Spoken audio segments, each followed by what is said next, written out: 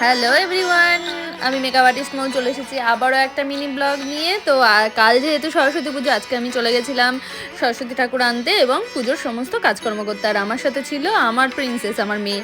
তো আমি আর ও চলে গেছিলাম, এটা বীরনগর বাজার। বীরনগর বাজারে গিয়ে সরস্বতী ঠাকুর, এত ঠাকুর দেখছিলাম যে চোখটা দাঁড়িয়ে যাচ্ছিলো। তার মধ্যে থেকে একটা ঠাকুর পছন্দ করে আমি আর আমার মেয়ে ভাবলাম আগে স্টুডিওতে ঠাকুরটা রেখে যাই, তারপর আমরা অন্যান্য বাজার করব।